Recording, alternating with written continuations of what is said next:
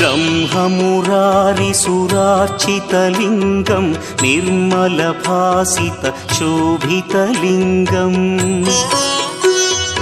जन्मज दुःखविनाशकलिङ्गं तत्प्रणमामि सदा शिवलिङ्गम् देवमुनिप्रवरार्चितलिङ्गं कामदहन करुणाकरलिङ्गम्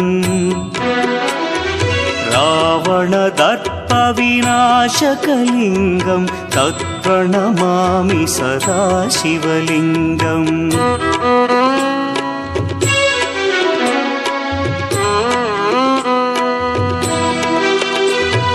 सर्वसुगन्धसुलेपितलिङ्गं बुद्धिविवर्धनकारणलिङ्गं सिद्धसुरासुरवन्द्यलिङ्गम्